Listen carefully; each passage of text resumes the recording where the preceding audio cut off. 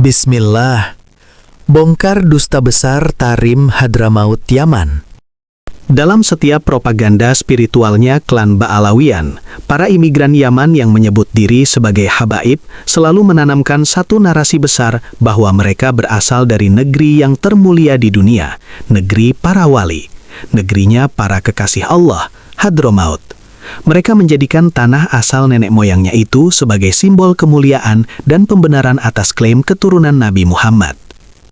Buat Hadramaut, terkhusus Tarim, digambarkan sebagai kota penuh cahaya, tempat ribuan wali dimakamkan, dan bumi yang keberkahannya menetes hingga ke seluruh penjuru dunia Islam. Namun, benarkah demikian kenyataannya? Narasi ini merangkum fakta-fakta tersembunyi tentang Hadramaut yang sebenarnya. Simak sampai akhir agar sahabat semua tidak gagal. Hadramaut adalah salah satu provinsi terbesar di Yaman Selatan, sedangkan Tarim adalah satu kota yang berada di wilayah provinsi ini.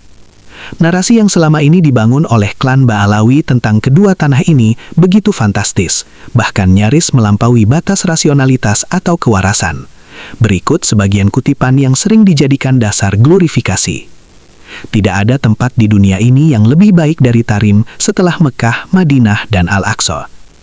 Di pemakaman Zanbal dimakamkan 1000 wali dan 80 diantaranya mencapai derajat kutub. Abu Bakar Ash-Shiddiq akan memberikan syafaat kepada seluruh penduduk Tarim di hari kiamat.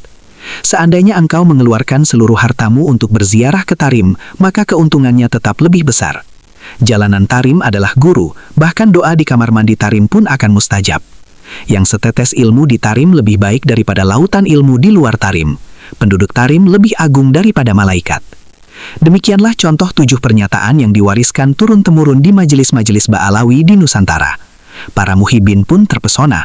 Banyak yang berjuang sekuat tenaga untuk bisa berziarah ke kota yang diglorifikasi oleh Ba'alawi sebagai kota 1000 wali tersebut.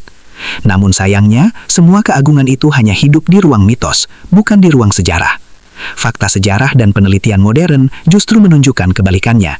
Sebagai sebuah provinsi, Hadramaut dengan Tarim menjadi salah satu bagiannya, bukanlah negeri penuh kemakmuran dan keberkahan, melainkan tanah miskin dan tandus yang selama berabad-abad mendorong penduduknya bermigrasi ke luar negeri demi bertahan hidup.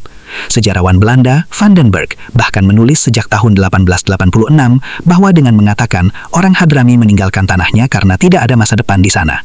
Kota Tarim sendiri memang memiliki nilai sejarah keagamaan, tapi secara ekonomi dan sosial, dia adalah kota tertinggal yang bertahan di seluruh dunia.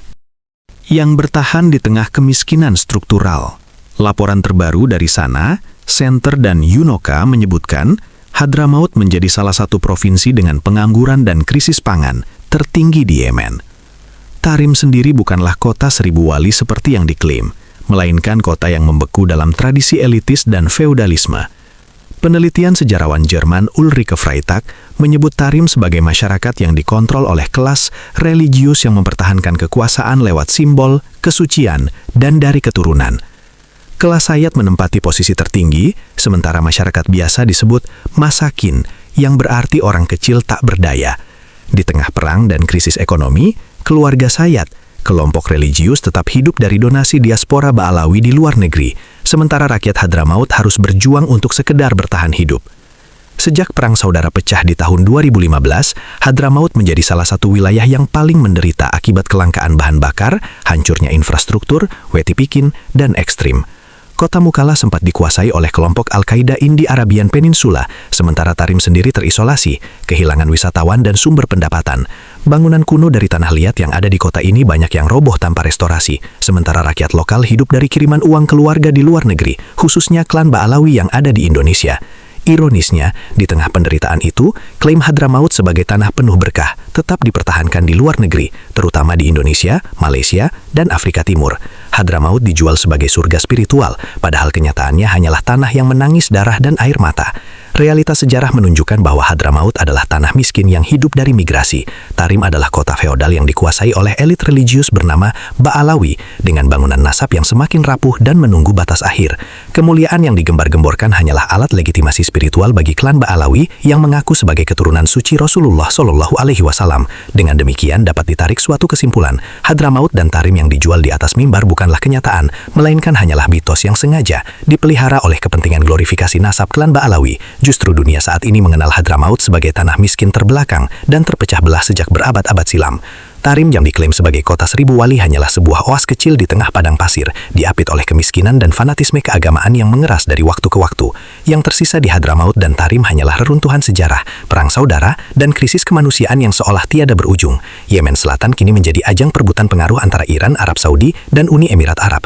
Tanah para habaib, jauh dari kebaikan yang sering dieluh-eluhkan di hadapan para muhibinnya. Pertanyaannya kini sederhana tapi tajam. Jika negeri asal mereka saja tidak makmur, tidak stabil, dan tidak damai, mengapa kita justru harus mengagungkan klaim mereka sebagai keturunan Nabi yang seolah-olah membawa berkah dari langit? Pepatah mengatakan, kebohongan memiliki tanggal kadaluarsa, tetapi kebenaran tidak pernah berakhir. Terima kasih banyak atas waktunya.